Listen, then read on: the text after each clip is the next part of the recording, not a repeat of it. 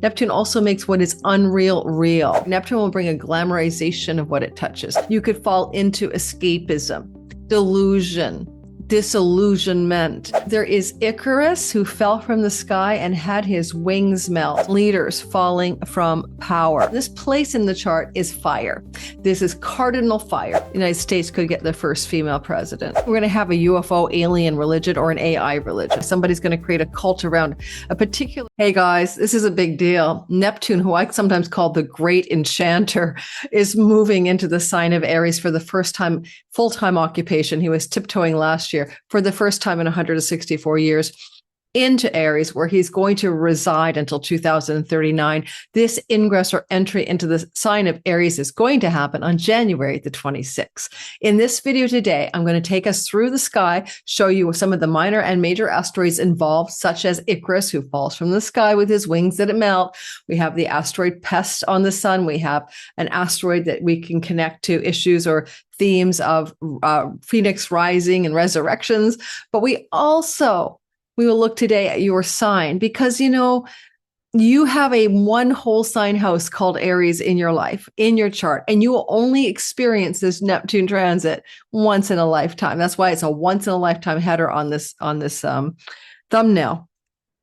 And you can either be spellcast, enchanted, dreamy, visionary, imaginal, creative, spiritual, oceanic, vast consciousness. You can be so many things that are beautiful and wonderful about Neptune that allow that part of your life that represents the Aries whole sign house of your natal sky to become enchanted. And wonder, awe, delight, mystery, mysticism, higher spiritual principles, higher love can enter your life. Or you can take the shadow side of Neptune, the flip side of the coin in this world of duality. You could fall into escapism, delusion, disillusionment. You could fall into places of addictions and drugs and drug use, including overuse of pharmaceuticals. You could fall into places where you are manipulated and duped by other people, and in which you lose touch with reality and you immerse yourself in some other world that isn't here and isn't now and isn't real. Whether that's in your mind or we get into some kind of metaverse thing like the old cyberpunk stuff where people are all hooked up, you know, and they're gone to another realm with drugs and mind-enhancing things while they use tech, and we just lose touch with this, in quotes, reality. So there is an upside and a downside to wherever Neptune goes. And this place in the chart is fire. This is cardinal fire. Cardinal is a sign, Aries, that means initiative, new beginnings, action, and sort of bold aggression towards what is needed. The world spins on its axis on the cardinal signs of Aries and Libra and Capricorn and Cancer. And indeed, not only is Neptune coming into Aries and will be sitting at the 0 degree on January 26th, he's waiting for Saturn to join him on February 14th. Now, that's a whole other video, but it's very important to know that's going to really turn the axis of the world inside out and upside down. However, before that happens, we just have to talk about one at a time. And that's the Neptune storyline as he moves through Aries for 14 years or so, 13 odd years left. I want you to go into listening for your sign today. Well, you also throw away the world astrology worries, because I cannot not describe some of the world thoughts that I have when I look at the Ingress chart, the moment that Neptune enters Aries, about some world events. This will be me for 15 minutes. I promise you, I'm going to keep it really low key, but then we'll be doing your sign. Okay. We'll talk about you and what this might mean for you based on your rising sign, sun sign, and moon sign. And when you're listening today for your sun sign, you're listening to the divine spark and the essence of the God principle, the one. That's your spark of the one. That's your true self. That's your spirit, not your ego. Your rising sign is the character you play, the simulation avatar. You can think of your sun as the actor, and the ascendant as the role the actor plays, or game player and avatar. In that regard, when you listen for your sun sign, we're acting as if it's in the first house of the chart, and therefore we're just going to say it's derived houses that your sun can represent career and purpose, focus. Whereas the moon sign is how you feel and think about life, right? It's your emotional and mental response to life, but it also represents your home and domicile. And I always say when an eclipse hits your moon, like a big pizza pie, you're probably going to have a change of home, an eclipse of your current home. So you can listen for all three. Over time, you start to feel a resonance with one or the other or both. I find that after the age of mid 40s, people begin to live into their sun sign, which is more authentically who they are, as they no longer are so attached to the character and the egoic structures of identity that formed them in childhood, that made them who they are. So let's go ahead. I'm going to show you the sky. Before I do that, please hit the like button and subscribe. My name is Lori Lothian. If I didn't say that, hello. Thank you to the new 7,300 subscribers who just joined me in the last month. I appreciate you being here. Say hi in the comments and let me know if you're new. I'll say hi back. I have a 2026 All Signs individual and All Signs bundle package that you can buy as a fundraiser for my channel, but it also serves you, allows you to time your best life. Like a navigational guidebook, but it's audio video. It's 2 to 2.5 hour videos for each sign and a PDF guidebook, 26 pages overview of the year ahead. You get that for a sale price that's still extended from December. I'll extend it through the month of February. Go check it out below. And if you're into advanced astrology timing tools, you're not a beginner here, intermediate to advanced, join me in April for my Divine Timing Masterclass. Get on the wait list for early bird discounts, and you'll know when the enrollment cart opens and when I start teaching that. I have to set up the website for it, the sales page. All right, so let's get rolling and talking about this story. Oh, I thought my mic was unplugged. That was scary. The first thing you need to know is I'm going to reference the work of Lay Whitehorse Astrology. I'm on Substack writing the Pluto Chronicles about world events weekly. I do enjoy some of her content, and I want to give you just the fact that rather than me reinvent the wheel, let me share her take on something with you.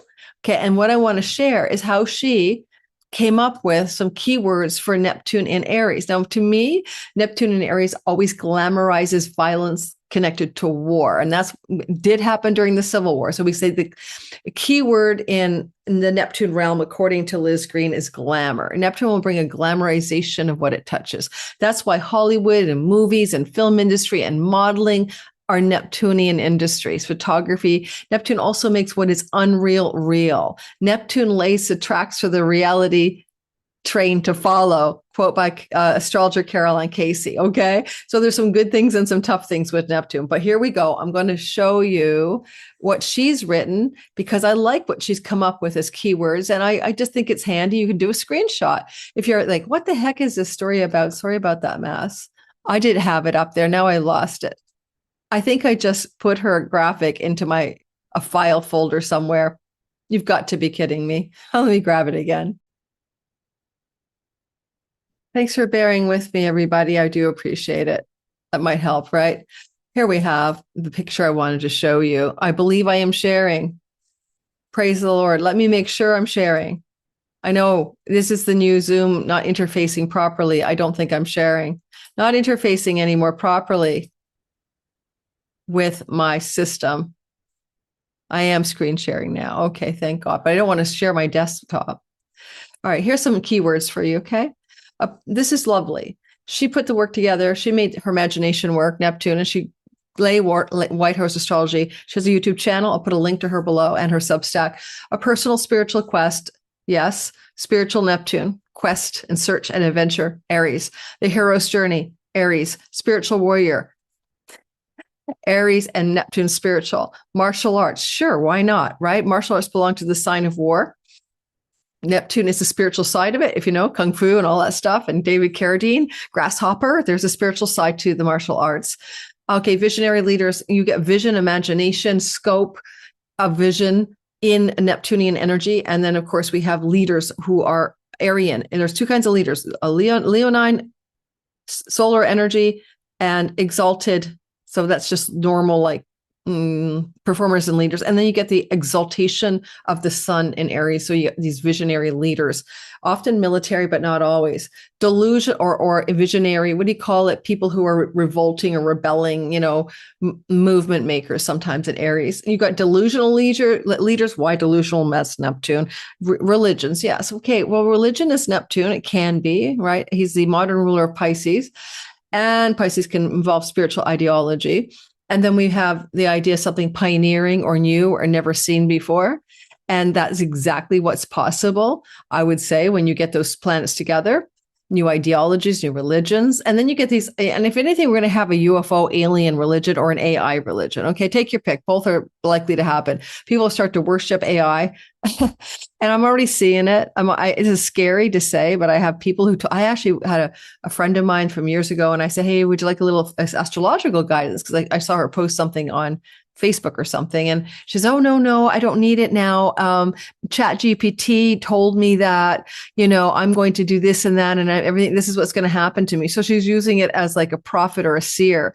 See what I mean? And I do know people who get therapy from their AI now. And I'm just saying, next thing will be the god of AI. Somebody's going to create a cult around a particular chat bot, like a chat grok chat, whatever. They cultivate a relationship with it. They tell everybody that it's making, divine pronouncements, and it's God in AI form, and we'll have a new AI religion. Similarly, UFOs and aliens and stuff like that. We already got a bit of that in the Piscean era when Neptune was moving through Pisces since 2011.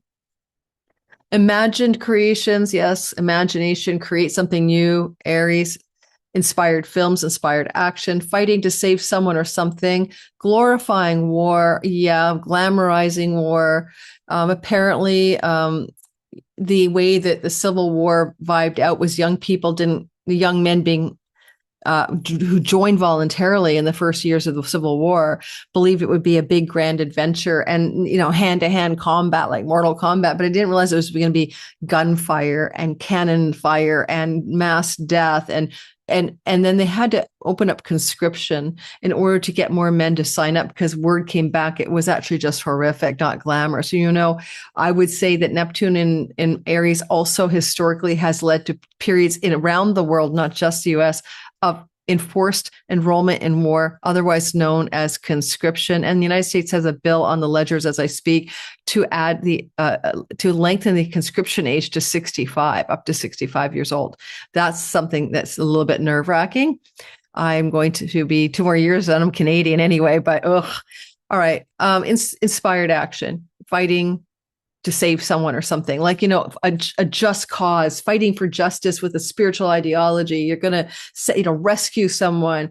Neptune can be like martyr savior complexes, glorifying war, weakening of energy supplies. Okay, yes, maybe.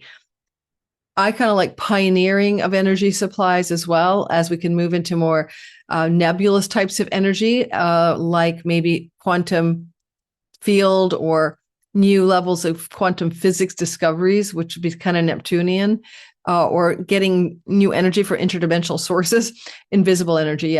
Lower fertility rates. I have to look into why she says that. I'm not getting the reason, other than Mars can represent a part of the process of babies, but Venus is sperm and ovum in Indian astrology, and I believe that's true. Heat-induced lethargy. Yeah, it's going to be hot, right? And lethargy and ennui and uncertainty and stagnation and sort of all that, like doldrums on the sea, can be Neptune. Rising temperatures of the oceans, absolutely, yes. And hot water, getting into hot water symbolically. Neptune, water, and fire is sign of Aries. So for the world at large, I just saw an article about global temperatures rising in the Arctic that have led to some of this deep freeze and blizzard of a century that's now descending upon North America, really hitting a lot of the United States hard as well. And that the reason for this kind, and there's been more polar vortex dips down further south in the last decade, seems to be correlated to rising land and water temperatures in the north, in the seas, or in the Arctic seas. And so this is making sense as well. So we'll see extremes of cold weather. And I know a lot of people talk about global warming, but people who are really scientists of the sun itself and its cycles are worried we're going to head into a grand solar minimum, which is always preceded by a lot of solar intensity, which we're having now in this mini maximum period. And then there's often a complete shift where we move into the sun not being highly active, and we get into a grand solar minimum, which has always occurred in times that the Earth has frozen over hundreds of years, not overnight. And we've had extreme glaciation. So we may actually be seeing that in the years that Neptune is moving through the sign of Aries, we're going to see major temperature shifts in water that could also contribute with solar energy to a time of more cold weather, not hot weather. We'll see if I'm right. But if I am, we'll come back to this video over the next decade and see, because it's my gut instinct. And, you know, if you live in the north already, like I grew up in northern Canada, I'm used to snowbanks and keeping warm and having backup fuel sources if you need them. But it's going to challenge the electrical grid, right? That's the key for hydropower, electrical power in various countries in the world, which is going to put a premium and an urgency on things like discovery of fusion as a new source of non-polluting and viable ways to produce energy. And I think that that's going to be a driver in the next 14 years as Neptune moves through Aries. Now let's get it going. And I'm showing you the Ingress chart, and then we're doing your sign. All right. So let's just take a look at the Ingress chart. Hopefully this video isn't longer than, my goal would be 90 minutes, because it's really just a touch point on a long theme here. Now I want you to all, this is Washington, DC. Oh, this is Vancouver, Canada. Where did my DC Ingress chart go? Let's just move it ahead 3 hours, and then we'll be in the right part of the world. This will be 9:48, 9, 10, 11, 12. Edit the chart, 12:48. I had it on another software. 12:48 p.m. Washington, DC. District of Columbia. And yes, it will be Washington. Come on. I think you guys are watching me cast the chart, and you're probably seeing how frustrating this process can be. Washington, D.C. Okay. This is Washington, D.C. on January 26th, and I'm just going to double check that Ingress story. There's Neptune at 0. I'm going to move us back by a minute, 2 minutes, 3 minutes. I want to make sure I get it to precision. There we go. So if you're like looking for exactly when this sea change happens, 12:35 p.m. in the afternoon in Washington, D.C. Now, I want you to be aware of something. I want you to, hopefully I'm sharing. Probably not. I am probably not sharing. Nope. I'm just talking to myself, right? Now I'm sharing. If you're an expert on the latest update on the Mac and why my Zoom shares are all over the map now, I'd love to hear from you. There's a setting. Maybe I'll get in touch with Apple support.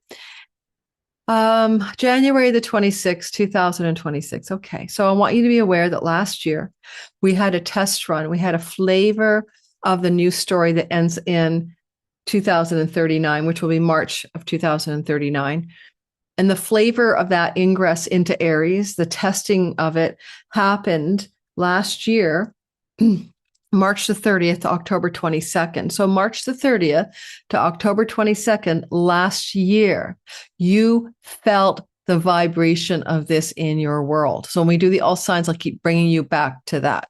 And the world felt the vibration of the glamour of war as well. You might recall, for example, the United States in June of last year had the urge to participate in putting a weapons attack at Iran. So you know what I mean, right? So we saw that and we're like, okay, And this energy ended in October, as you know, as I said, October the 22nd. And that involved the peace plan, the 21-point peace plan for the Middle East situation, which is looking like pie in the sky. So there's another story about that: delusion, disillusionment, manipulation, right? Neptune. So that peace plan really is just a land grab, and it's not a peace plan, and hasn't been a ceasefire, and on we go. So that's the shadow side of Neptune as he ingresses into Aries as a principle, as a general principle. And so it happens as well to be an ascendant. Okay, so we're going to do the US ingress chart. One more thing I want to say about this before we do your sign, and we'll just talk briefly about the world. There are asteroids in here. I didn't draw them in. I did not want to clutter the chart, okay? But I'm going to tell you where everybody is sitting. All right, that will be useful, right? To know where is everybody sitting when Lori's talking about this chart. Well, there is Icarus, who fell from the sky and had his wings melt. Oh, darn it. Well, some of you really like to see the asteroids, but it takes me time to draw them. So let's not just say Icarus has melting wings, and he's going to be sitting near Mars, okay, on the time of the ingress. Okay, I'm going to put it in there. Okay, I'm just going to do it so we can look at it together. So I would say that there's going to be the significant themes in the world of regime change and leaders falling from power, okay? And that kind of theme will continue throughout the entirety of the 14 years because it's called baked into the chart. What I'm trying to suggest is that kind of theme is already activated when this transition of Neptune occurs, okay? Icarus, let's put you in here. Icarus. And whoa, there was somebody else I wanted to put in here. Let me see my notes. Diana, okay. Diana, and then we'll stop and then get back to the basics, right? A woman leader rising to power is my prediction. And I guess I could even say if we had a miracle, the United States could get the first female president. All right. So just as a general idea, I want you to be aware of what I'm saying here. And we have Astraea, the star maiden, too. Come on, Astraea, give me your stuff. Who is Astraea? She's the last god. She's a goddess of Mount Olympus with Diana, who did not leave humanity after the gods left humanity. So the gods abandoned humanity on Mount Olympus. They said, screw humanity, we're leaving. And then she stuck around to try to help. So it's kind of like a god that wants to help humanity and tend to humanity's welfare. But also Astraea can mean star energy. So star energy, Astraea is part of the stars, connections to falling stars, but also just stars in the sky. Diana, the huntress, a divine feminine, independent feminine female who does not have children. Given the Vestal flame is up here, it could even be a female leader rising to power who is like maybe single or childless or unmarried, but just are fiercely independent, like that kind of vibe, right? And there's Icarus, pretty close to the sun as well, and Pluto and Mars. Well, this combination is baking in, right, into the heavens for the world. Right. So this is like the ascendant of China, for example, falling leaders from power in China, right? Rise or ascendancy of a female power in China, female leader. Who knows? You never say never to this kind of stuff. And the other element I want to say, well, is that asteroid America is at 29 degrees on Donald Trump's ascendant exactly at the time of this ingress. Well, we have where Gemini sits, his sun, not Gemini.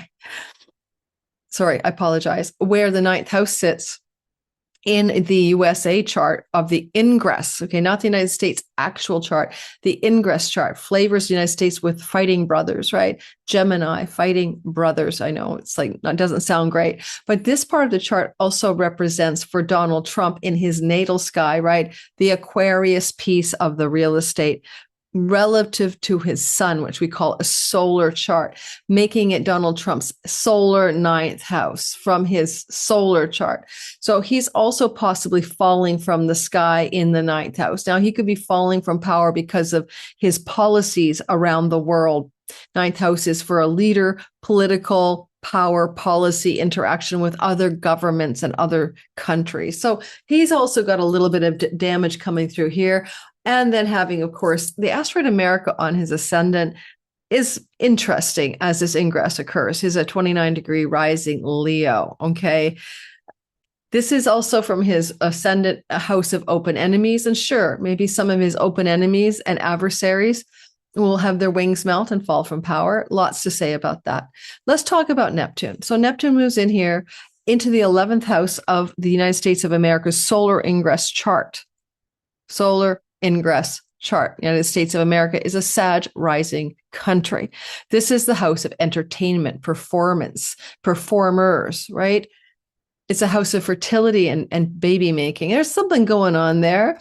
It could indicate that there's going to be a real rise of a new kind of artistic and performative thing. We think of movie stars. Maybe we're going to have AI stars or metaverse stars or some new kind of performing celebrity, and also new kinds of entertaining and recreational entertainment venues, pioneering new sources of entertainment. You know how IMAX movie theaters and 3D were all the thing? There's something new here that's going to be pioneering. And the United States, as a Hollywood country, will be at probably a bit of a forefront for it, because this is the United States natal fifth house. Okay. So relative to its own chart, that's where it's happening. But in the actual Ingress chart, it's in the house of social influence, movements, making movements happen, like movement makers, quite possibly like there's a new sort of fantastical religious movement that wants to form in the United States that we haven't seen before. Not the same old, not Zionist Christian nationalism. I don't know, something new,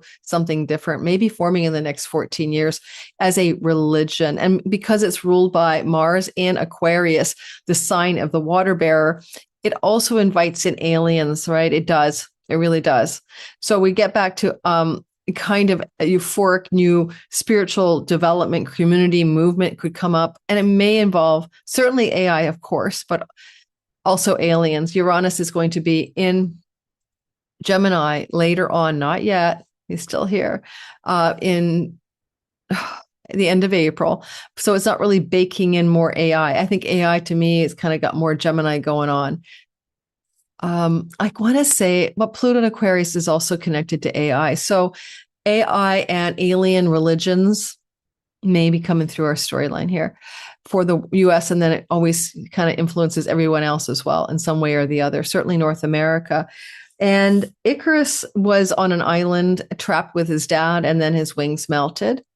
And we have, when you see Mars and Pluto conjunct, we think of the word war. I'll be doing this in my Monday video. We think explosions, difficulty, brutality, punishing, hard, death and destruction, difficulty. You could even, unfortunately, go with plutonian weapons, if you know what I mean. So this energy is difficult, and it's no big deal. It happens every 2 years. They co-join, but this is baked in stellium to the Neptune ingress.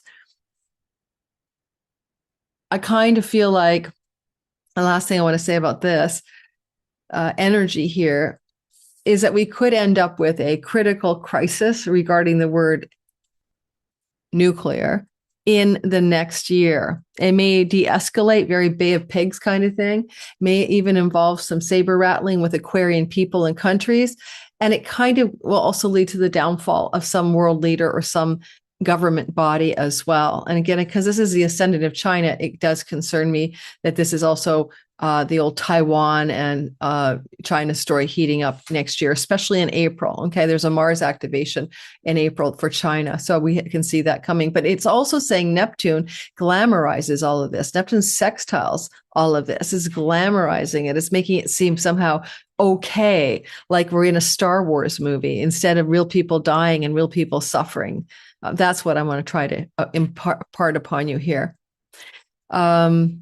For instance, if Neptune's conscription, a war in an Aquarian country could get the United States to start conscription. We got to go fight the Aquarian people, which at this point is China. I don't think that's going to happen, but you never know. All right. Any last words I have for you guys about the Ingress chart? Yes, the moon is representing we the people. So we the people of the United States in this case, right? And if you look at for your country, check out where the moon is. For instance, in Canada, it's going to be an Aries rising in Vancouver, Canada, but it'll still be the same chart as a Gemini rising in our country, capital city of Ottawa, if I remember looking at it correctly. So in Canada and the United States are tracking with each other on this. And then therefore the moon represents what the people are focused on, like where is their attention going? And it's second house from Neptune in the sign of Taurus. At least it's an exalted moon, and Uranus represents destabilization and erratic change. So we're going to see a lot of people focused on money issues because this is Taurus could represent currencies, money, right? So we're going to be focused on money, maybe a rapid move towards digital currencies or blockchain ways of paying for things. But people are also going to focus on land and arable land and growing things and maybe creating more exaltation of land and growing close to home, right? Creating micro communities with growing in arable land and sharing resources, community gardens, more of that stuff going on. People may be very concerned with their need to possess financial wellness and safety because, Taurus is second from Neptune. It can represent the gains of Neptune, but it can also represent just things that particularly mean safety, food, shelter, water, money, earnings, and resources become prioritized by the public in the United States of America in particular. So, but it'll bleed through because Canada has the same sky. And that exalted moon, okay, which is in powerful condition, right? It is going to be in a relationship here, which is called a square to Venus. And therefore, Venus also represents currencies and money in Aquarius, which is the frontier of new technologies and developments with Pluto there. And so again, we see maybe even the people resisting or, the people up on a high horse about what they want currency and resources to look like. There could be, with Mars back here, rebellion by the people regarding structures around money, including, unfortunately, things like universal basic income, and also the loss of many jobs through AI. And the people will be very much worried, rebelling, but also trying to put their pieces together in more communities, right? Aquarius, community gardens, community, those things that people have instead of the big bank, it's like the community bank. There's a name for it, credit unions and stuff, finding smaller economic communities to thrive in individually, micro communities. And the United States having the boring brothers or the difficult argumentative neighbors of Gemini and the Jekyll Hyde vibe going on here can indicate the United States is fracturing in the next few years over religious ideology and war ideologies as well. So that's all I'm going to do on the world astrology. If you have any thoughts about what I just said, anything to add to that, I didn't put it in here, but on the sun is the asteroid Pest. P-E-S-T. Thank you, Elaine Whitehouse, for catching that asteroid. It's not in my software. And when I think of pest, I think of pestilence. I think of course, grasshoppers and plagues. And in those days, your men will dream dreams and your women will prophesy. It's from the Bible, from the book of John. The guy at Patmos with the hallucinations, who was seeing the end of the world, the apocalypse. But pestilence, right? But it's on the sun and it's in Aquarius. And so is it real pestilence like on the land, or is it something else? There may be some source of pestilence in the world. I'm not going to put this on the US exactly because, when I look at that chart, it's really a different spot in the Ingress chart. It's the ninth house. There could be global pestilence. It's the ninth house. So we might see more climate change leading to things like, how animals, especially bugs, when the climate changes, they migrate, they go to places they've never been before. We get like the West Nile virus, moving up through crows or whatever, or a dengue moving through mosquitoes into places it's never been before because temperatures are warmer. So I think we're going to see more temperature changes leading to a redistribution of the way pests work in our ecosystem, especially with the square to Taurus on crops and land itself. Okay, that's what we got. Now we're going to do your sign. Because this is not a day in the life of, but is something that unfolds for 13 years, I'm going to remind you to go back and vibe out with last year. How were you feeling March the 30th, October 22nd? You were getting a foretaste of what's to come, a little preview, a little foreshadow. We're going to go through the sky, start with Aries, move to each sign, hit the like button, please subscribe. I just dropped a video on Thursday, January 22nd while I'm recording this with Gary Caton. And yesterday, my All Signs videos dropped as well. They all came out on Saturday for the year for All Signs bundle. All Signs bundle. Your forecast for February, your individual horoscopes came out yesterday, all right, on Saturday, the 21st. But I want to mention that please go love up the Gary Caton video, because I find when I do any video about Mercury, it doesn't matter what it is, a Cazimi or, Mercury doing something crazy in the sky. You guys don't like Mercury. You know, tell me why you don't like Mercury. So that video, I've got your all signs delineation and a front-loaded interview with Gary Caton, the Mercury expert. This is not just Mercury. This is Mercury in an elemental water year, not seen since 2019-20. It's got flavor about the whole year, not just Mercury this week. Go love it up a bit if you don't mind. That poor baby sunk like a rock to the bottom of the ocean in my algorithm, and it's like 41% less people are interested in your video. Oh my God, that's a bad one. Go love it up at least. Go cook your dinner and wash your laundry and let it play out, okay? And give Gary some love, okay? And me as well. All right, so now we're going to go ahead and start with Aries. And because I have been sitting at my desk for hours, I'm finishing my video at the end of a workday on my sofa. I forgot, sometimes I said I'm going to start moving all my content to Lori on the sofa, but it's a little tricky with the lighting, so that's why I'm not always doing it. Let's go ahead and start with the Aries Sun, Moon, and Rising. Now share. And larger. Yeah. Okay. So Aries, Sun, Moon, and Rising sign. Please go listen to the intro for how to listen to Sun, Moon, and Rising, guys. But anyway, nonetheless, here we go. And you'll notice that in the sky, we have a beginning of a beginning of a beginning of a new story as Neptune will ingress. And let's make it happen. Neptune will ingress on January 26th. Don't just ignore the date on the screen, please. It's the only way I can get it to queue. And when he does this ingress into your first house, ascendant, your identity in the matrix, or where your sun is sitting in Aries, or your moon, it's going to be a very big deal. It's the beginning of a new era in your life. And you only have it once in a lifetime. It's not coming back again.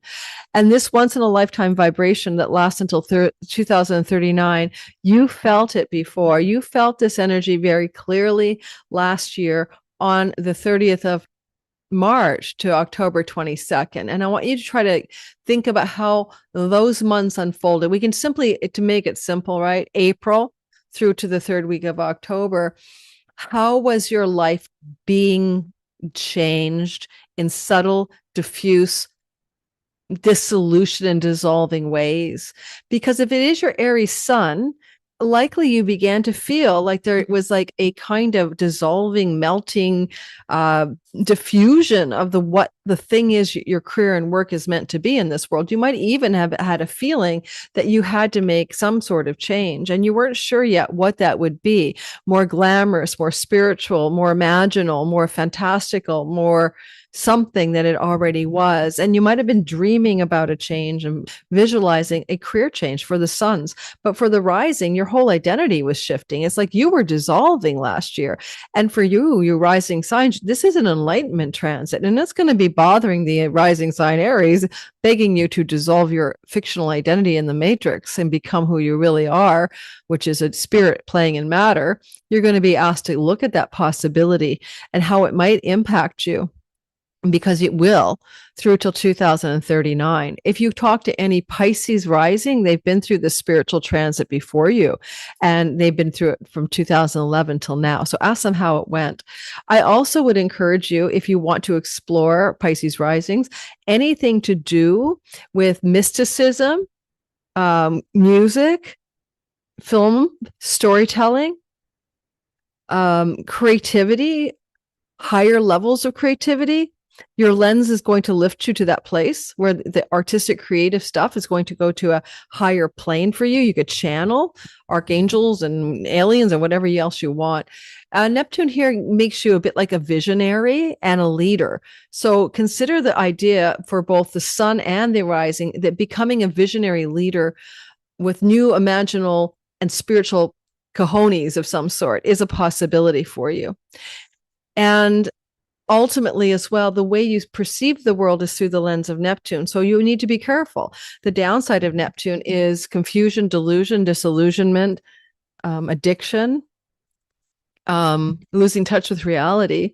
And the upside of Neptune, and it's a big one, is how you can be literally the lead goose on the humanity imagination story.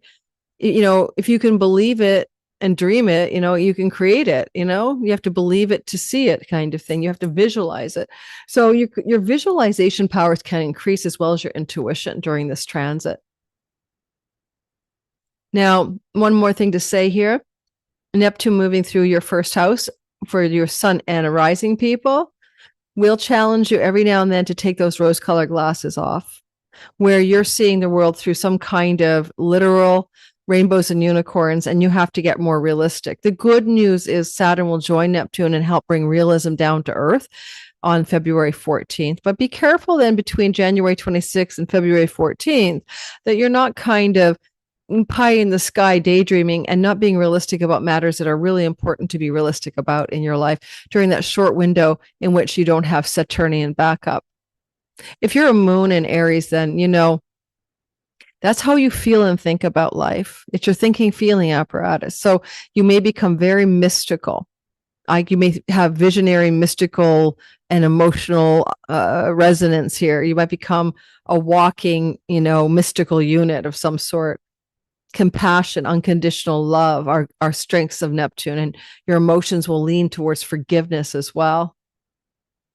Because this energy for the moons is also about your home and where you live, you're going to want to move your home. Now, Neptune's moving slowly. For example, my moon's at 8 degrees of Aries, and I won't have Neptune crossing it right away.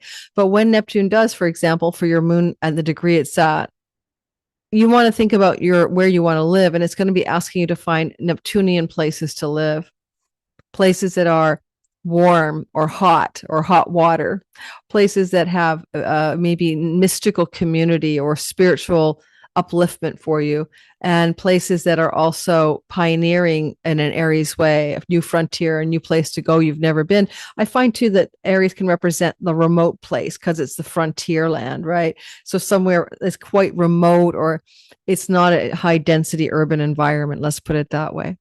So those are for the moons. A Neptunian type of move may come upon you over the next 13 years to 2039. And I wouldn't say that it depends, of course, on the degree of your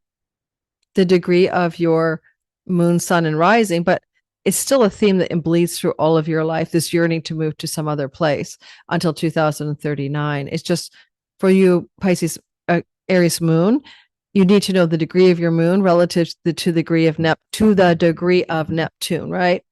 And he moves slow. So that's a whole learn your astrology. Come study it with me in the fall for Sky Reader 7.0. Moving on to the next story. Well, is that all I want to say for you? I don't know. Is that all I want to say?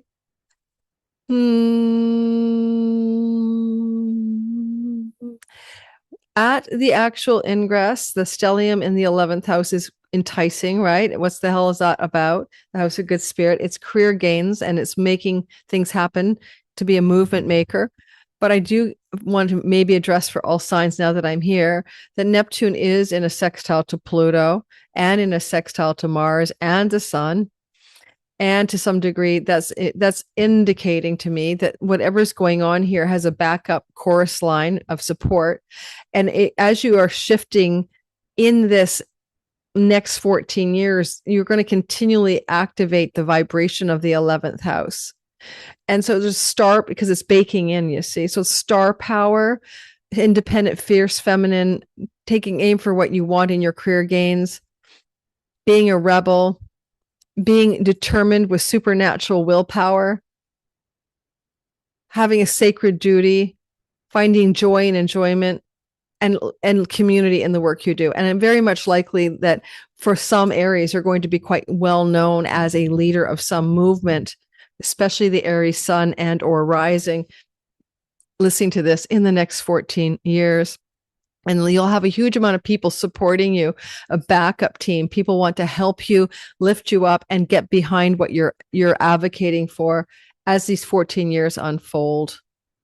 Jupiter also would like to bring you a blessed new home, and with its expansion and bigger and exalted home. And if you're going to find that true home on the day that Neptune really makes it happen, particularly as Neptune, say, squares your IC, or travels over your natal moon, then you're going to find that the kind of home you move to eventually is going to be a very luxurious, wealthy, beautiful, and large home, maybe even filled with children, whether they're your children or grandchildren, I don't know. So it almost has a family compound vibe here.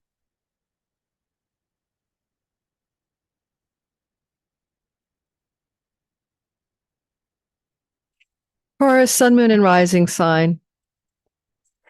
This is a sky that tells me that you're about to embark on a 13-year journey through to 2039, and you're going to be investigating the spiritual part of your life. I want you to talk to any Aries rising in particular who's already gone through this, secondarily Aries sun and moon, because for them it's been a 12th house journey. And it would have opened up spiritual awakening opportunities and changes and shifts of consciousness and a desire to find the mystical, magical, wondrous wonder and awe of life, because that's what the 12th house is about. If you have addictions, because Saturn joins Neptune here in the middle of February, this will be a period of time, especially over the next 3 years, to let go of those addictions as Saturn puts strong boundaries around escapist tendencies. And you might find yourself moving away from escapism in all forms, whether it's actions and habits and patterns that escape you from reality or it's substances. This is going to change that.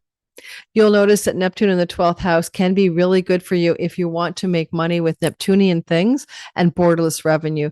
In other words, you could become involved in making money across borders by living in another country or whatever, or simply just making money because you are digital income oriented like I am, but making money through spiritual teachings, music, storytelling, filmmaking. And if you are a performer, Neptune here will give you a real lift. This is a house where artists and performers succeed. It's one of the stage houses. And so you might find that now, after all these years trying to get it on as an actor or a model or maybe a photographer or filmmaker, so I think you're going to see a turning point shift towards some stable results and uplift you in that part of your intended creative career path. And Neptune finally here can bring situations into your life where you're yearning to travel to distant shores and far off lands for spiritual reasons, ashrams, detox spas, spiritual retreats. And in so doing, you're also deepening your connection to the divine. As soon as Saturn enters here in February, by the way, I'll be doing a separate video that will incline you towards finding sage-like spiritual teachers who hold great wisdom in a tradition that will call to you. You've never been religious, right? So you can say, I'm spiritual, but not religious. I'm giving you an example. But suddenly you discover the teachings of Kabbalah or Sufi mysticism or contemplative Christianity. And the next thing you know, you're down the rabbit hole and you've discovered that you like structure of spiritual ideology. And within the next 14, 13 years, you'll probably find it. So this is true mostly for the Taurus rising and sun, what I've just described. Taurus moon people, you might really want to move. You might want to move to a distant shore on a far off land in a place that has hot water, warm beaches, maybe on a height or a hill over the water. You're definitely being called in this direction to relocate. And some of you will do that within the next 14 years. It depends on the degree of your Taurus moon for sure, right? But that's a good thing for you. And then you'll notice that stellium in the 10th house of career on the ingress indicates a significant desire to reorient your career path. Now, the reorientation, if Neptune had his way about it, would take you into, first of all, a change is determined and driven and high levels of almost superhuman willpower to indicate a career change that is also going to satisfy you creatively or spiritually. So if you've been like chopping wood, carrying water, working in Walmart as a greeter, and that's not satisfying your soul, nothing wrong with that job. I mean, that could be wonderful if you're, going to help people with your positive energy. Customer service can be a place of healing the world. But to me, it feels like you're going to actually want to directly become a champion of some spiritual impulse within you and bring that to the way you operate in a career path. And so you have to live out the 13 years to know exactly how that plays out and how it will feel for you. And just notice that Uranus in your sign finally is getting ready to leave with that exalted moon beside him. He's leaving in the end of April. And it feels to me like just knowing that you've been through so much electric change of identity or career or where you lived, your home, through, because I went through, rising career, sun is your career, rising is your identity in the simulation, and moon is your home. You've been jackhammered with electrical changes for the last few years, since 2018. And that's leaving as well. So things will be more steady for you. And your career, your purpose, it's changing. It's changing. Some of you might definitely get way more artistic and creative in a way that you wish to be oriented in career. And you might want to be in a career that involves a kind of service to humanity rather than just, as I said, making the money or chasing the paper, so to speak. Gemini, sun, moon, and rising sign. The energy here is a ingress of Neptune moving into your 11th house of good spirit. Now, our 11th houses have lots of good things in them. They tend to bring us into a deeper orientation towards hopes, dreams, and long-range goals and wishes. And Neptune says imagination, vision, depth of, scope of imagination here. This could be a really good placement for using your imagination and your vision boards as well. And also the whole idea of, the Imagine lays the tracks for the reality train to follow. So have some big dreams about what you want to accomplish in your life, as purpose and career matters are wanting to share a Neptunian vibe. Neptune here brings you into contact with communities connected to Neptune. Friendship circles and social groups become Neptunian. You could be becoming a part of a spiritual community that's new and fresh and pioneering something new. You could become a part of a sobriety community, because Saturn and Neptune equals sobriety from addiction. You could become a big part of a community connected to Hollywood, glamour, photography, modeling, storytelling, the Neptune glamour vibe of those industries. And that could also be where you want to orient not only your social groups and community, but the way you make money coming off of those types of industries. And if you are all interested in those industries, then those industries will be interested in you. You might want to influence groups of people and be that person who shares in the world your own orientation towards spiritual truth and wisdom, as that is a movement maker house as well. And, when Saturn joins Neptune, you'll be very realistic, but also very masterful in that accomplishment of sort of inviting people as society at large, or groups of people, into communities. You could start clubs, communities, new movements, all of that around creativity, art, glamour, and mysticism and enlightenment. Because Mercury is the lord of your sign, and at the time of the ingress, he's sitting in your 9th house. Book publishing is going to be a thing for you. Sun and Mercury will indicate that you'll move into writing and publishing. Some of that writing and publishing can involve more fantastical, like, magical fiction, right? Magical realism and all of that. But it can also be autobiographical, especially when Saturn enters the 11th house, and you may be sharing with the world some autobiographical type content as well. And lastly, I'd say, given that, there's such an intensity coming from Mars and Diana and Astraea in the 9th house, should you go into publishing, you'll probably be a star. You'll make a big splash. And if you are at all interested in traveling internationally, being an international success in something, activating career or dreams and goals around humanitarian and life-serving energies, 9th house could be very NGO, humanitarian. These doors are going to open up as well. And some of you might simply be thinking of moving your life to another country. And if you do that, which you can under this sky, it will be for the expression of your career goals and purpose, or towards a movement to find a spiritual community in a distant shore or far off place or foreign land. Where did my water bottle go? I'm coming right back.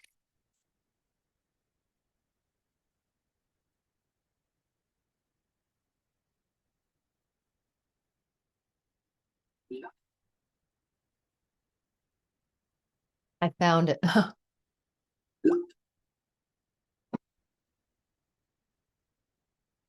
So let's see how that rolls out. Jupiter is definitely loving you up in the second house of money on the ingress, and kind of Neptune in relationship to that.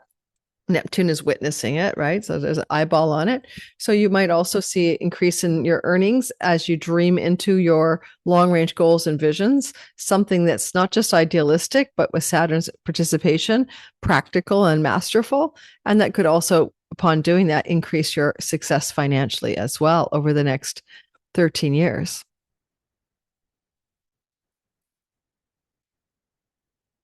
Cancer, sun, moon, and rising sign. The energy of Neptune as he goes into your Aries sky is about that career. It's about the work. It's about the purpose. It's about your social standing and reputation. It'll have a Neptunian flavor till 2039. In our modern world, that could include at this point YouTube, TikTok, Instagram Reels, and all the videography platforms, as well as emergent technology to do with AI, deep fakes, metaverse, and all of that. But whatever, you could also be involved in old traditional Neptune, glamour, photography, filmmaking, Hollywood vibe, matters connected to your mystical, spiritual, and enlightenment stories. So with Neptune here, sometimes there'll be some inertia because Neptune can be like, he's like a glacier. He moves slow. He's like a slow moving body. And you're not going to get him up here again. Remember, once in a lifetime, first in a lifetime. And so this is going to lead to times in which you get stuck in a kind of confusion or a fog of uncertainty. That said, he is the god of glamour and he's in the 10th house. So you might invite in opportunities to experience some glamorous elements to your work or career. And while he's up here as well, when you're not having uncertainty and confusion, you might be very oriented towards the agenda of Mars, because Mars is the boss of him, which is to apply your career to some financial or occult things. And occult meaning numerology, tarot, astrology, hermetic wisdom, any of the mystical and magical, paranormal and supernatural elements, etc., and bringing that feature into the top of your sky. So you might be channeling, talking to dead people as well because of Mercury's position.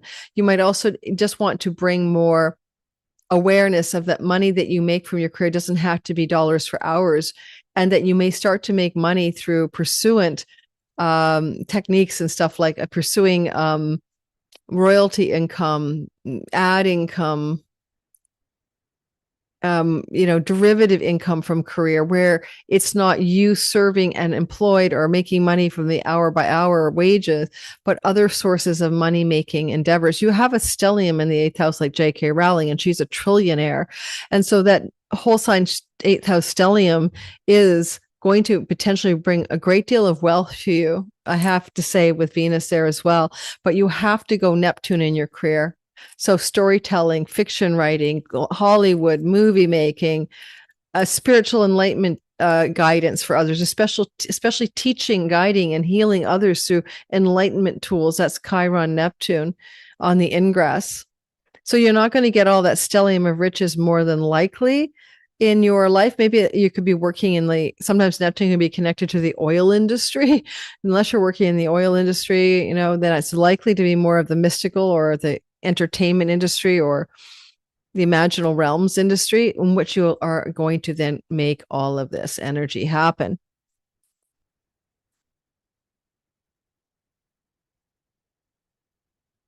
It's possible with the North Node in your book publishing house on the ingress, and that's the Neptune's the modern ruler of Pisces, that we're looking at you coming into contact with a lot of royalty income through having a publication like a book hit the bestseller list or go into made for TV or made for movie status anytime in the next 13 years. So if that's one of your ambitions as a Cancer, Sun, Moon, or Rising, then you're off to the races, and Jupiter is protecting you and giving you blessings as this ingress occurs and giving you kind of the best of all worlds. And Jupiter being the natural ruler of the North Node and Saturn, again, a story can be quite successful internationally through your Neptunian career, which I've described to you.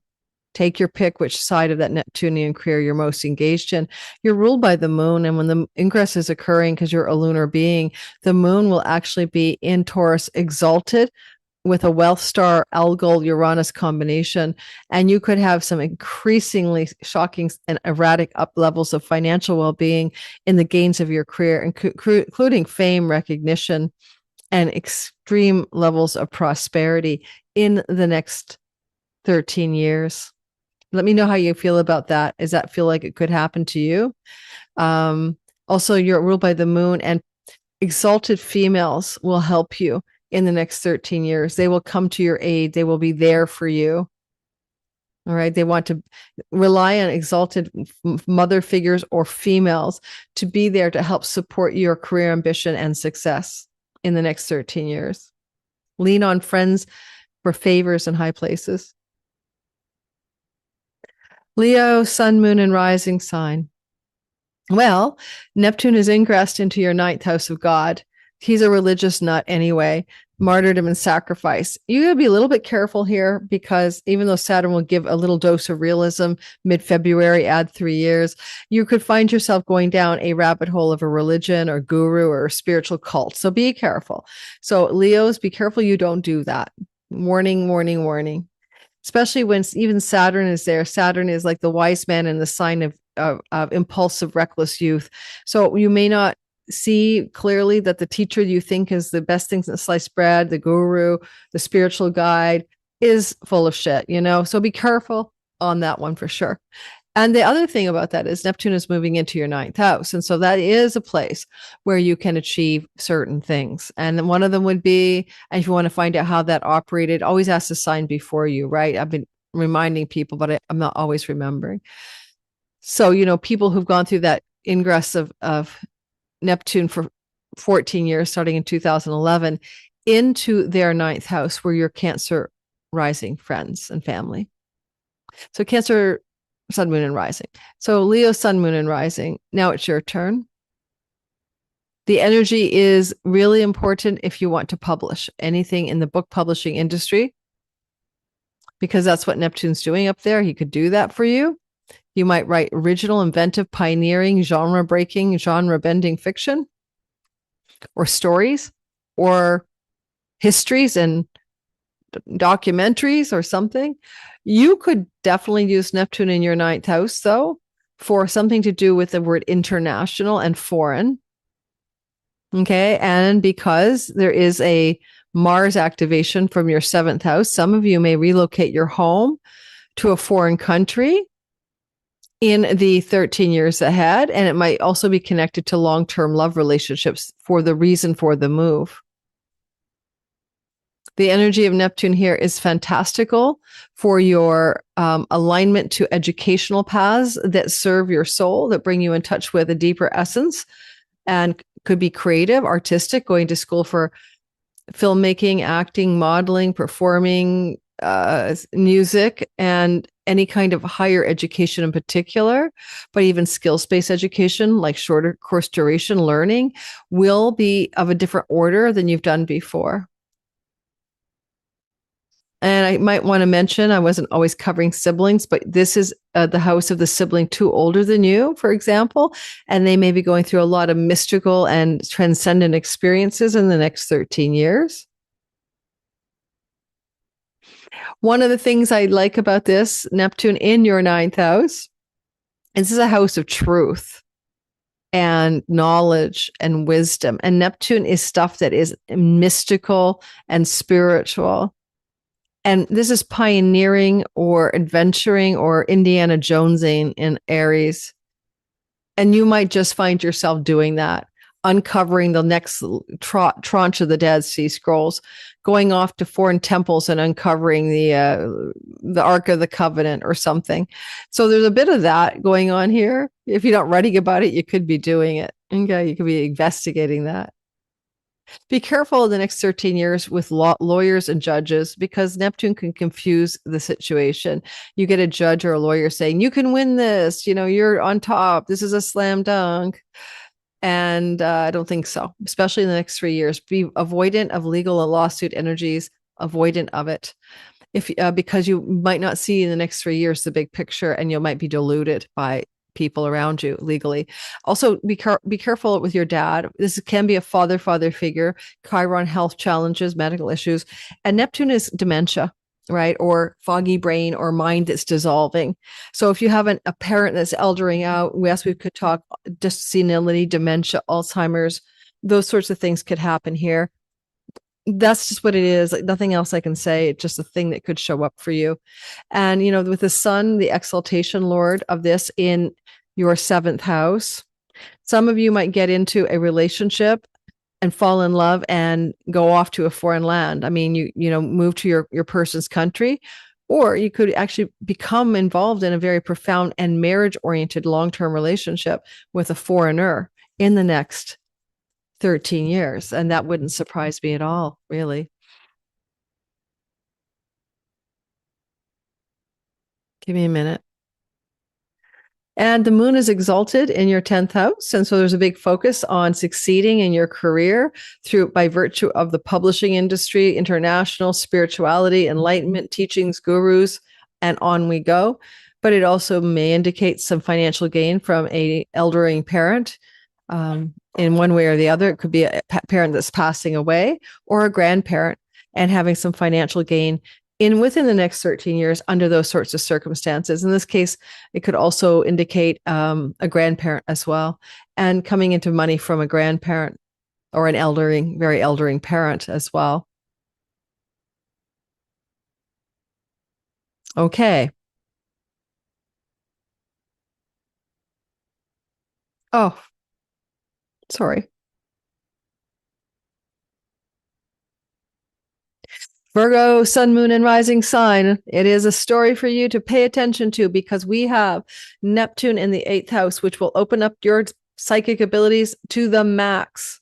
You're going to find all of a sudden you are seeing ghosts, talking to dead people, understanding the algorithmic code of the matrix, that you can perceive multi-dimensions, you can channel multi-dimensional beings, you can investigate the spiritual, psychologically deep paranormal, but also the land of psychology may draw you. Some of you might want to go into a deeper dive into more transcendent stuff like transpersonal psychology and the operational field of the psyche itself, Jungian psychology as well. So there's this call to that kind of a thing. Neptune here will confuse you a bit about money that you're trying to work with, like investments or spousal monies or inheritance monies. And there may be times of confusion and uncertainty around shared resources with a spouse over the next 13 years. This is to be a little cautionary, because Neptune could be deception or misinformation or confusion around how much money your spouse has or what the real shared resources look like.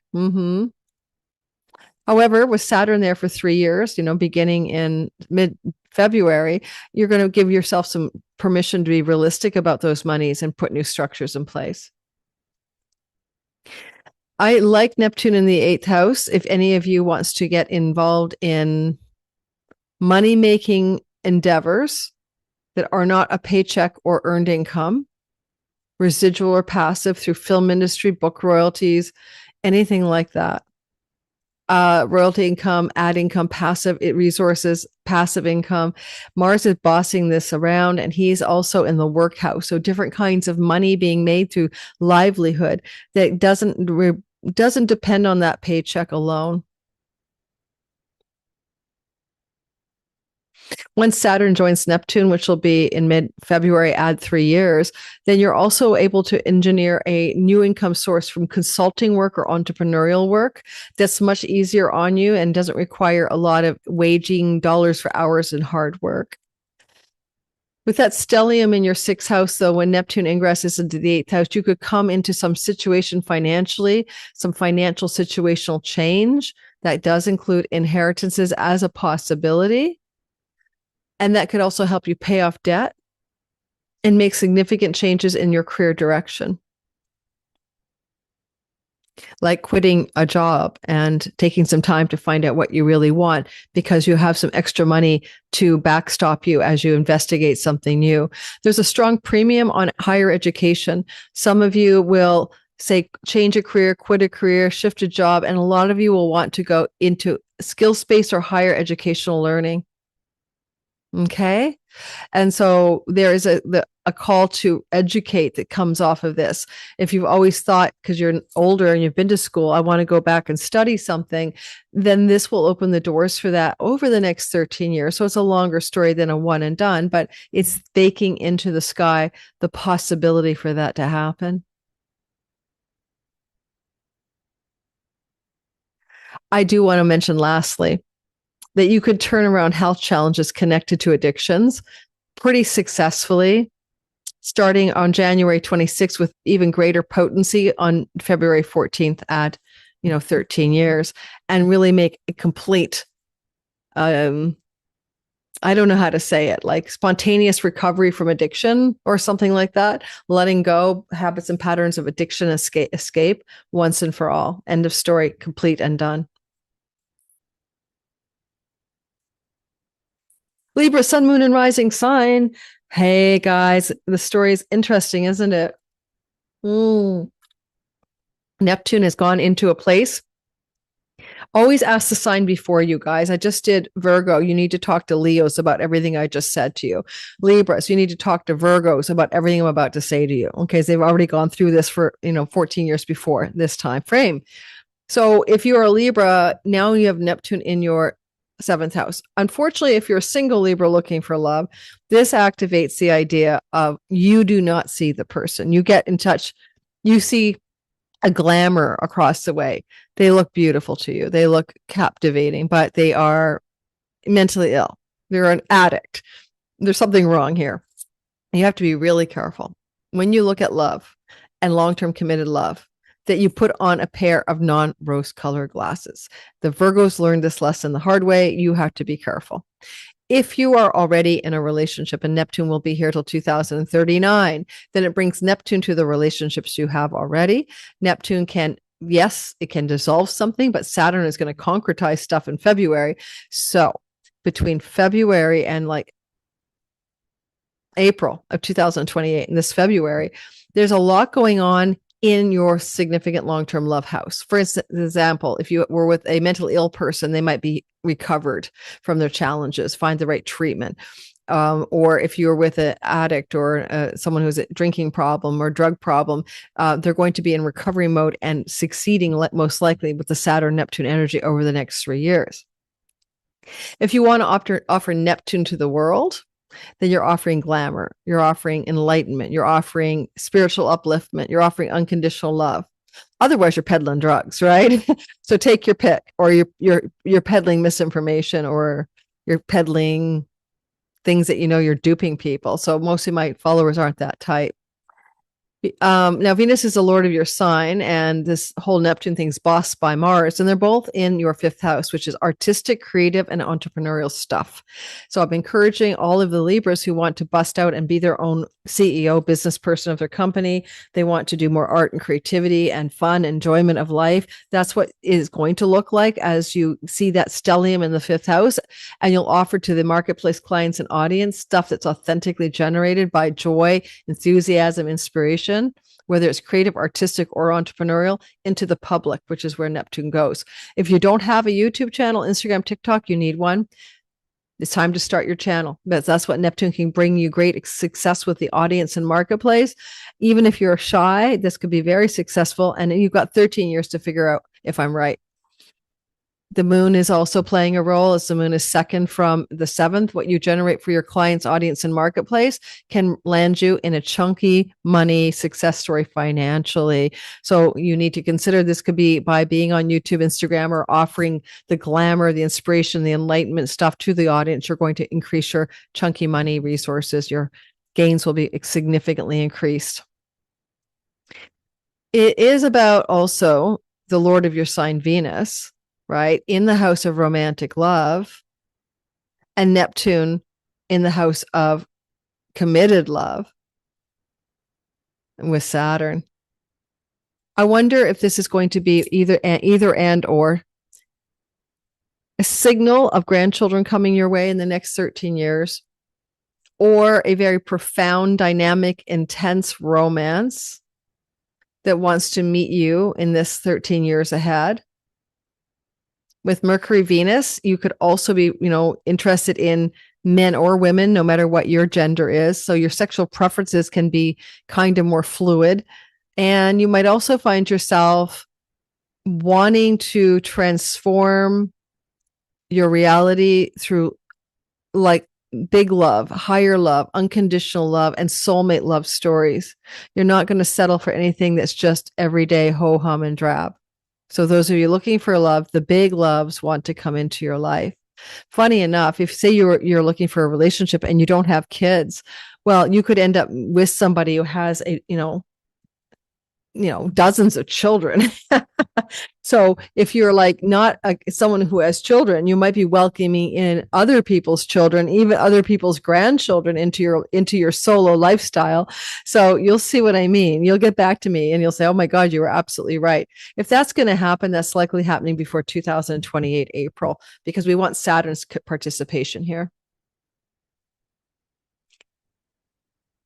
All right, Scorpio, sun, moon, and rising sign. First things first, you are going to look at this story and say, oh my God, I talked to the Libras. They've lived through it already.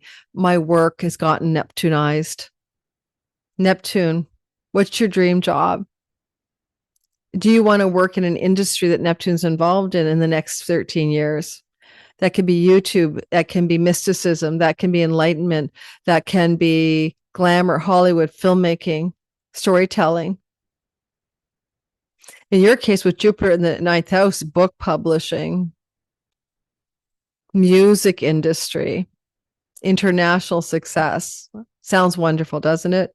So there's that. And so now Neptune is demanding your work take on that role. I have a Libra friend who worked in addictions recovery work, and that is also Neptune in the 6th house.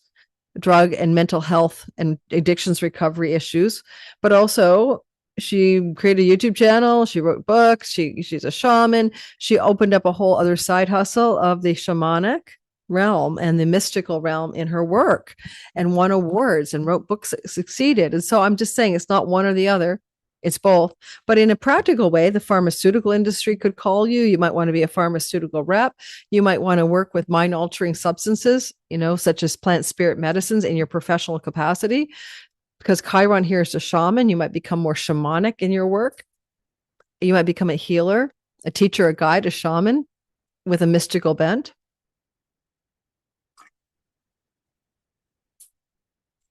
Now, he's here to 2039, but from the ingress, we have clues about some of the things that might emerge.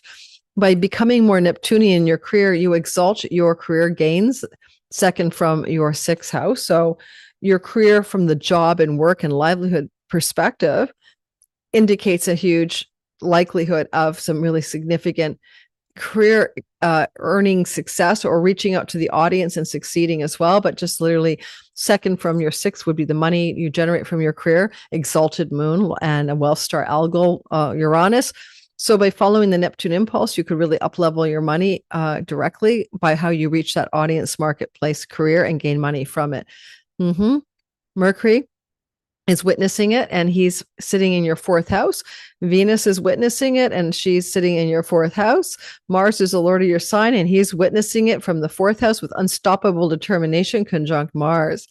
On a practical note, some major relocations may occur to where you live connected to professional opportunities and ambitions. You might be having a major, major change of home, including foreign lands or shores, to the one you're currently living in. Another option here would be because Mars is witnessing it from the 4th house and flowing to the ingress. Some of you might be looking at a major, major change in your work environment, completely operating in and from your home and less work at all going to the office because there's a domestic stellium in your 4th house. While Neptune is opening up with Saturn, new structure and form in the work environment. I mean, I'd say baking it in, Neptune and later Saturn says work. It's a lot of work from home. It's a lot of empire building from home base. And the North Node can also indicate entrepreneurial directions.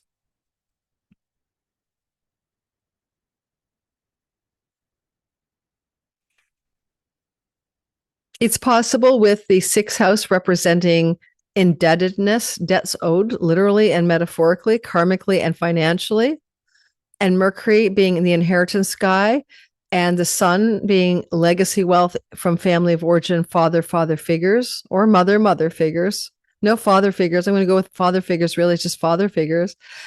And melting wings and Pluto and Mars, there may be the passing of a father figure, leading to a debt elimination. And I don't know that that will be available to you until mid-February when Saturn enters your sixth house. And I would say that story can roll out over 13 years till 2039. But if there's an inheritance from a father figure, Saturn, Neptune will help you structure and eliminate and all of that debt and work from home maybe.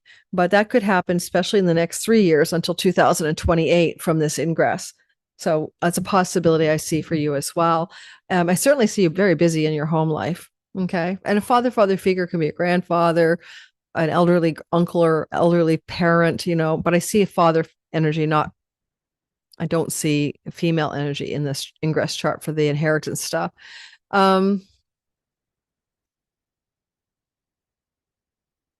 Just be careful when it comes to hidden enemies, maybe.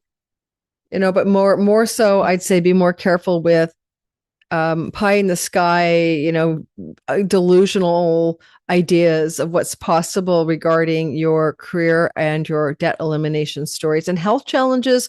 I forgot to tell you, talk to all the Libras.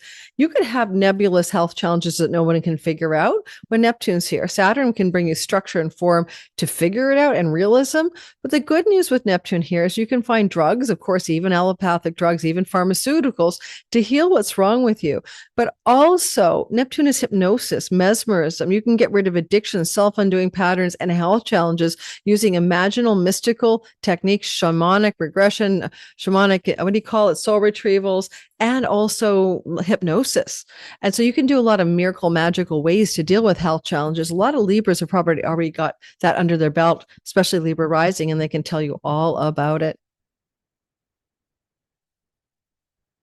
Hey, Sagittarius, sun, moon, and rising sign. Well, let's talk about this. Why don't we?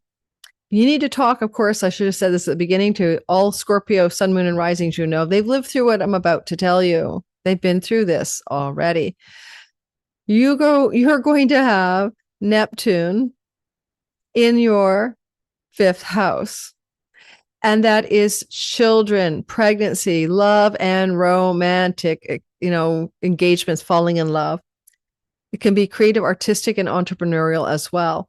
When Neptune is in the fifth house, entrepreneurial and creative stuff will excel if it involves writing, storytelling, filmmaking, Hollywood, glamour, music, and Neptune. Your imagination's on fire. The muse is letting up on you. You will be in the 13 years ahead inspired. My Scorpio rising sun must have written thousands of songs and produced them in that window of time as a musician. And you might also notice that though, when you're falling in love, for like the Scorpios, it started in 2011, and my son got involved with a very mentally ill person. Oh dear. And, just for a short time. So you're looking at love through the lens of rose-colored glasses, and you're being deceived, or people are duping you in love. So you can find deceptive romantic partners. Be careful. Viral illness can be Neptunian. You do not want to get a viral STD. Okay. I'm warning you. So you need to be extra vigilant here around your sexual health, because Neptune is the guy that delivers the unfortunate news. You have a viral sexually transmitted illness or a fluid transmitted illness, which is a lot of STDs are fluid transmitted. So we go to all the regulars like, syphilis and gonorrhea. Be careful. Do not take risks at all. Do not be a player. It's not going to serve you.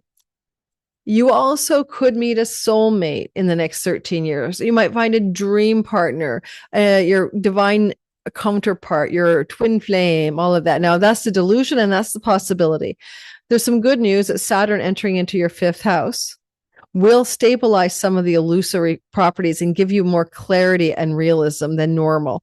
So the falling in love with a crazy person or a drug addict, for example, or whatever, someone who takes off their wig or takes off their clothes and you find out that the other gender when you're in bed together, all that shit's not going to likely happen. Excuse me. Not likely to happen, right? Not likely to happen when you get Saturn in there mid-February to spring of 2008. Saturn should give a realistic overview of the potential glamour of another person. You know, sometimes I wonder, I just saw like the glamorous thing of getting your facial rejuvenation. I saw like a 75-year-old lady's facial rejuvenation. Okay. And you know what? She honestly looked 50, but that's not great, right? Because I mean, from the neck down in her clothing, she's not 50. So she could attract, like it's a bait and switch, right? You want to look your age to some degree, right? But that's the problem with Neptune in your fifth house. You're going to meet people who have like the best makeup application you've ever seen or facial rejuvenation, and they're completely like 30 years older than they look. You need to be careful here. Okay. And the fifth house is pregnancy, childbirth, and conception. Neptune is confusion and uncertainty. And Saturn is structure and authority. You could become a late blooming parent here. Saturn represents the aged one. And it could be a cherished dream. You've always wanted to have a child, right? And now you're late blooming man or woman coming into parenting, coming into producing a child, or coming into a relationship in which you're going to be acting as a parent, right? Becoming more structured and authoritative with children. So there's that. Your Neptune here can give you challenges with your existing children as a Sagittarius, Sun, Moon, or Rising, whether your children could be investigating, exploring drugs, substance misuse disorders could evolve for them, or mental health challenges can happen for your children. But Saturn will give you some structure and form, or they will find structure and form to resolve that through to 2028. With Chiron and Neptune here, is one of your natural talents to be a faith healer? Because if it is, go ahead, start doing faith healings. You could become known as, this is my natural gift and talent that I was born with, fifth house, and I'm going to give it structure and form, maybe an entrepreneurship, maybe a website, and I can heal, right? So Chiron, faith healer. You could become some kind of mystical healer. One other thing I like is that the stellium in your third house will open up gateways of social media, websites, social media platforms. That kind of activation is very powerful for you.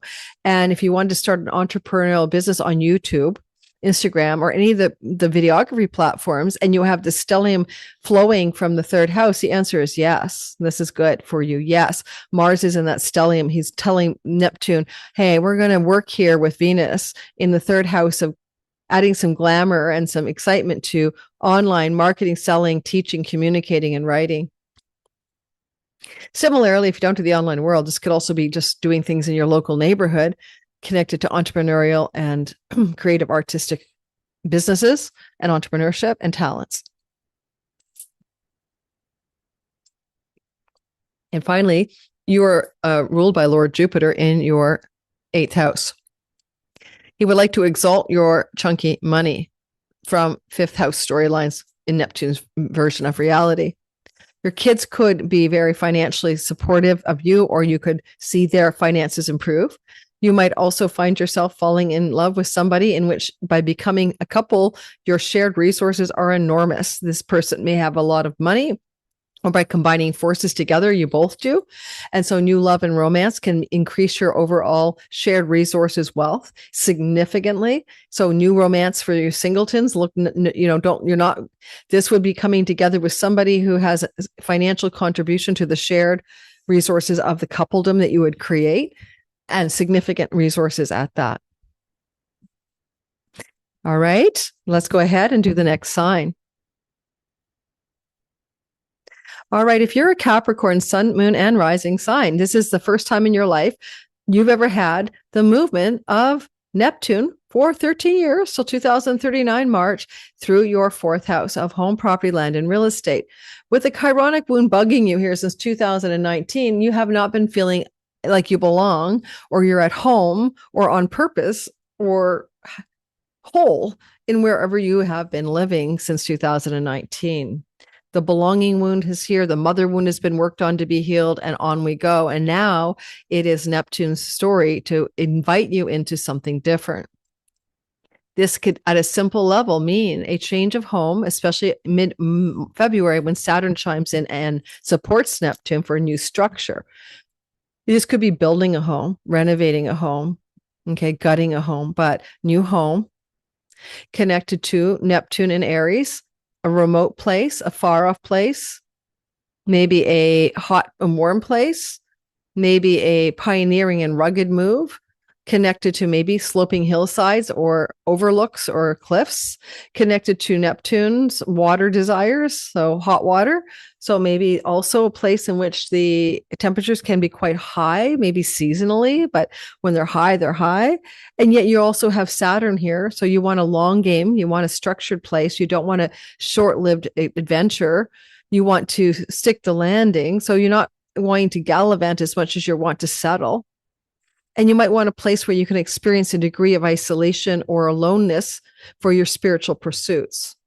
You may also offer wise sage-like guidance and masterful, authoritative enlightenment wisdom to the world in and from your home. And that's because of many things. One is Venus in the house of speech and earnings, ruling your 10th house of career, and witnessing Neptune and Saturn in your 4th house upon the ingress of Neptune. So you may become more of a purveyor of information or speech from a home to do a spiritual wisdom and knowledge and authoritative mastery. An elder grandparent or parent with cognitive impairment, your parent, your spouse's parent, doesn't matter, may spend time living with you under this kind of sky in the next 3 years. The energy of the Lord of your sign, which is Saturn, joining Neptune is good because Saturn is the planet that rules you as a Capricorn sun, moon, or rising, and also owns your money-making endeavors. This will indicate an increased opportunity for physical wellness in the home, satisfaction in the home, and also making money in and from the home. I like the idea as well, because of Venus in your 2nd house ruling your 10th, that home-based activities and or where you move, because you probably will also be connected to purpose and career-based matters, not just like I'm moving to the golf course or something. It's something deeper than that. It's not like, a leisure move. It's more of a purpose-driven move. And perhaps with Jupiter in your 7th house, witnessing the ingress in the 4th, a relationship-driven move. Second from Neptune's ingress is your 5th house of children and romance. A move increases your chances of having children, being close to your grandchildren, and or a move will indicate a potential proximity to romantic and long-lasting, perhaps love. So there's relocations also connected to children, grandchildren, and romantic love, as well as ultimately being able to be more on purpose in your livelihood.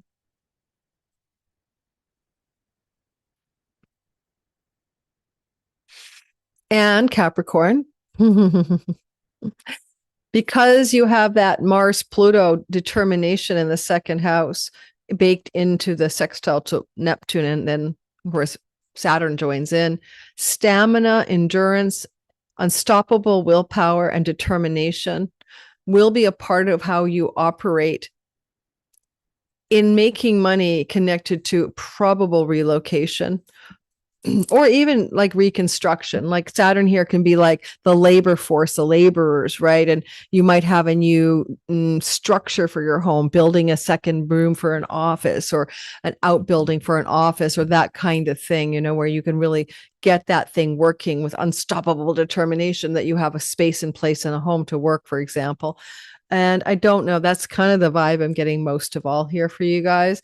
But it ultimately means a move. And Chiron will leave your 4th house this summer. I think it's the end of May through to August. Can never remember the dates.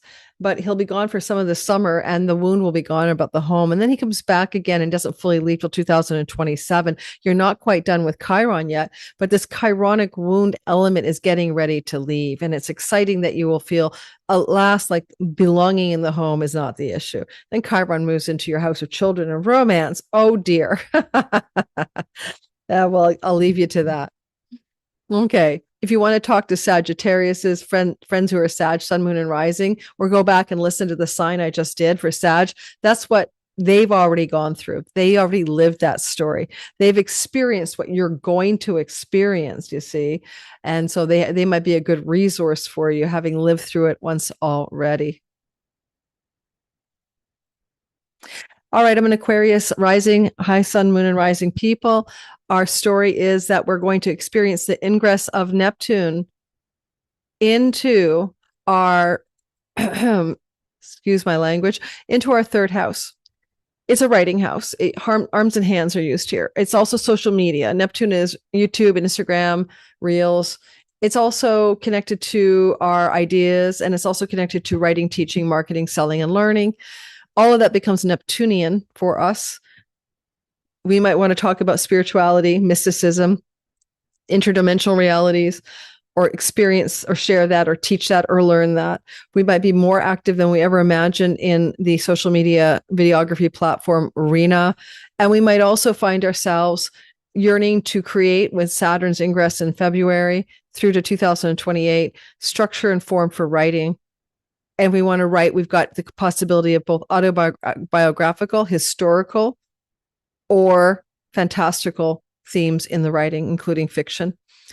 Chiron is in your house of writing with a wound, and he will be leaving fully in 2027, getting out a bit in the summer. So you're going to find that any writing and communicating wounds will be going away. As Chiron represents the healer, the teacher, the mentor, and the guide, you might become a purpose meaning, or the one who is driven to find purpose. You might find new and renewed purpose through your writing, communicating, teaching, learning spectrum of possibility, whether you're on the learning or teaching end. And you might also find yourself finding new teachers that are spiritual. Neptune is the enlightenment and spirituality planet, including a religion. And Chiron is the teacher, right? So spiritual teachers, or you could become a spiritual teacher. Oh my God, God forbid, but that's possible. I have a spiritual friend teacher of mine who just said to me something along the lines of, "It's not up to you, Lori." And I'm like, yeah, but I don't want to be on a satsang sofa with flowers. I'm not going to do the Gangaji. It's not my cup of tea. But there may be some way that I could write something like, I have an enlightenment book in mind. It's a spiritual teaching book, right? And in this third house environment, you are going to find quite possibly that sibling energies highly activated over the next 13 years. Saturn, Neptune can be cognitive decline of a sibling. And Saturn, Neptune can be difficult hardship to do with confusion in the life of a sibling. And if it's just Neptune, okay, fine. But Saturn brings the difficult energies in February. It lasts for 3 years. Sibling in general, it doesn't have to be a specific sibling. This is just the categorical house of siblings, plural. Now, one thing about the third house is it involves travel. We often want to go on journeys here. And given the witnessing of Venus in your sign, it can include pilgrimage, spiritual retreat, international travel, as well as domestic, local, and shorter distance travel for learning or teaching. You may want to travel to teach, travel to learn. You might want to travel for spiritual awakening retreats or enlightenment retreats or guru time or something like that. Some of you may also just find that you're going to be called to travel to Neptunian destinations, which include water in hot places with warm water. Neptune, right? In hot Aries, but also remote. And when Saturn gets there, it could involve, rocky shores and cliffs. So there's a desire for that because the third house represents one's neighborhood, right? You might also change your neighborhood to the descriptions I just gave you to move to a place that involves some of those themes I've just mentioned. And ideally, the gains of your Neptunian ingress are the fourth house, and there's an exalted moon, so an exalted home. You might have a very exciting opportunity and maybe surprising and very swift moving to relocate yourself to an exalted home that involves the water and the warmth that I'm seeing with Neptune, and maybe rocky shores with Saturn when he gets there in February. And that change of home, if it's going to occur, I think it's likely to most occur before the end of the spring of 28, because Saturn is also engineering it with Neptune.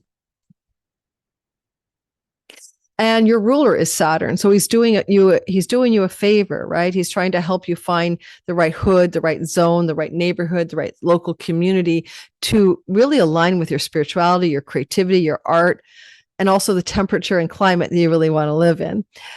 And That's that, that's what I got. Now, one thing I'd say is that, Lord Jupiter is witnessing the ingress from the livelihood house. Your livelihood is increasingly positive when you're looking at your livelihood through the lens of the third house: writing, teaching, communicating, enlightenment, fantasy, spirit, Neptune. Like, you might get way bigger on YouTube, or you might even open up a new channel for, sharing your stuff with videography. I'm probably going to start a new podcast. I already had an idea. It's going to be completely separate from my YouTube channel. So there's that kind of thing. And Saturn will give you discipline and structure to produce the content on a regular basis over the next 3 years, actually. All of the stellium in your sign is important, because as Neptune and then Saturn are ingressing here. Look at this, guys. What the frick? You are chock-a-block, sun, moon, and rising, full of energy, of a cast of characters moving through you, as you. And because Mars is a part of it, he rules the ingress territory. You are unstoppable and determined and channeling divine willpower to create some kind of momentous intensity and success in that third house. Oh my goodness, it could involve book publishing, says Venus. It could involve entrepreneurship and creative artistic stuff, says Mercury. It could involve digital income, borderless revenue, or working abroad, says Saturn. Like, so much energy going on here for you guys. What can you do? It looks good on you. And if it's your Aquarius rising, everything I just said is true. If it's your Aquarius sun, it's true, but with a real focus on career.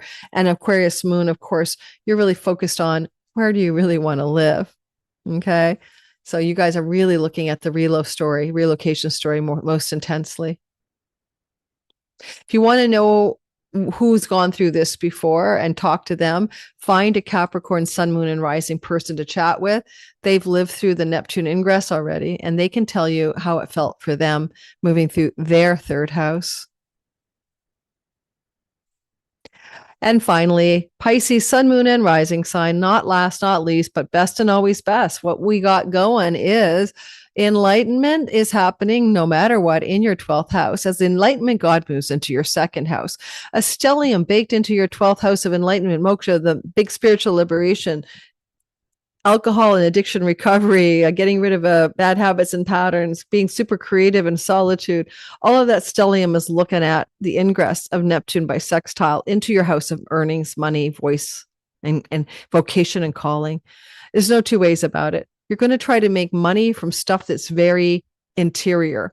Some of you could do it if you're a performer, actor, a musician. That could work, because you've been spending time, or you will spend time creatively engineering your art from your solitude. That includes writing. All said and done, you want to make money from the depths of most soulful part of the chart. You might also be very charitable, giving money to people who in need, people who are outcasts, people who don't belong, people who are refugees. And a lot of your idealism around money will orient there. But I want to mention that Neptune's transit through the second house, already experienced by people like me, Aquarius rising especially, puts us into a pie in the sky, get rich quick, a delusion about money opportunities. Okay, I mean, I can't count the ones that I went through before I figured out what was going on here. Let me count the ways I got swindled or financially. I got, deked out by the illusion of money stuff by the god of illusion and disillusionment. So you'll also be called to a higher level of spiritual authenticity in how you make your money that involves that forgiveness, compassion, and unconditional love. And again, you can be so charitable with this as well. When your Neptune is moving through the second house, this is an indication of also the venues by which money can be earned, which again, it's the TikTok, Instagram Reels, YouTube channels, and whatever is going to morph from those in the future. It's also platforms connected to things to do with modeling, Hollywood, storytelling, writing, glamour, all of that, especially music industry. And some of those areas could really be pulling you vocationally. Mars is ruling this ingress into the earnings house and rules your house of book publishing. I encourage any Pisces who ever thought they wanted to publish a book to do so, or publish a book, especially given the moon in your third house represents the gains of the Neptunian and later Saturn ingress, but particularly Neptune's ingress. So can you exalt your life by writing, teaching, learning, or communicating? to other people, all right, in order to make money, but also reminding you Neptune's got a high standard. It's either extraordinarily resonant with a higher order of art and creativity, and or it's got a high spiritual vibe. Now, on a practical note, you could be writing about enlightenment, or you could be writing about drug abuse, right? You're writing about insanity, or you could write about charity. There's ways that Neptune has many, many expressions. You have a chironic wound in the house of money and earnings since 2019. Neptune doesn't make it better. You need to wait until mid-February because Saturn has to be there to shore things up. So you're very vulnerable financially to a delusional chironic wound. Don't listen to the guy who says, buy this altcoin, it's going to take off. Be careful with risky speculative investments, please. Please don't invest speculatively. January 26th to February 14th, you don't have a realistic eye on it, and you will be taken for a ride. Warning sign given. You also have Jupiter in your fifth house of creativity and romance and children and entrepreneurship. Some of you are going to be grandparents, sure. But when it comes to Jupiter here and Neptune here and the kind of vibe, because, you know, there's a natural affinity. They're co-rulers of Pisces in modern and ancient. It's quite possible that what Neptune will try to accomplish from the Ingress chart vis-a-vis Lord Jupiter, the ruler of your sign, is to get you to go entrepreneurial to make money. Artistic, creative, or entrepreneurial. Not making money by being hired in the corporate hierarchy, already.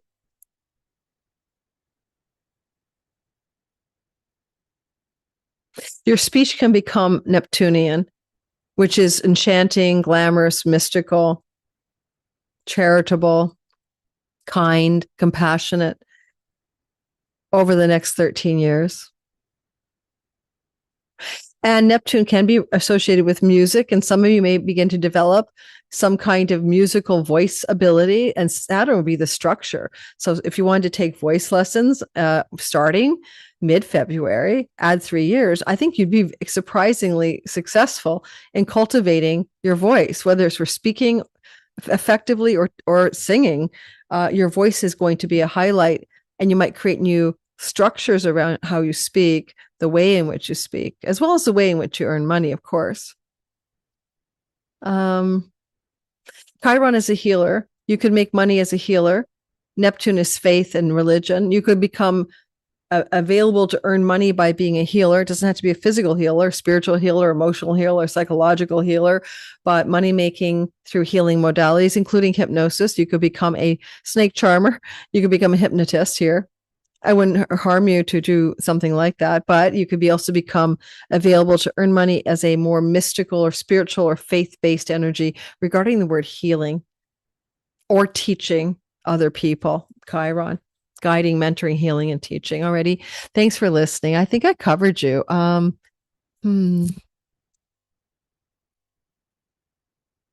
That's what I got. Don't forget to like and subscribe and hit the notification bell. Sometimes I have time for an outro, but today at 5:00, let me see, on January 22nd, Thursday, do I have anything to say? I love telling mystical stories of things that have happened to me. Usually my latest synchronicity, right? But I don't know if I'm getting anything straight up for us today. I feel like I'm tapped out. It's been a long day of recording. If you're new here, thank you for joining my channel. Go give Gary Caton some love for that rock that sunk to the bottom of my algorithm ocean that came out on Thursday today, January 22nd. I think you guys don't like Mercury. You think he's unimportant. It's his elemental water year. You don't have to listen to the interview with Gary. Just jump to your sign. I covered your sign for that. And I'll have some other guests coming up on my channel. Sometimes you guys love them up. Sometimes you guys don't. Maybe it's the guest. I don't know, but go give him some love. He's a lovely man. And just give it a like or subscribe or something. It came out on Thursday, the 22nd. This video is coming out on Sunday. On Mondays, I do my all signs delivery, and I'm going to be changing the format, I think, in the month of February, March, to a new publishing schedule. So stay tuned for that. And I might be doing a live stream week ahead every Sunday instead of dropping a video on Sundays. And from now on, I am moving my all signs videos for each month ahead to Saturdays, third Saturdays of the month instead of Sundays. So those two changes are already coming. Thanks for subscribing. Thanks for listening. Thanks for being here and supporting my channel. Bless you all. Take care and enjoy your Neptunian ride.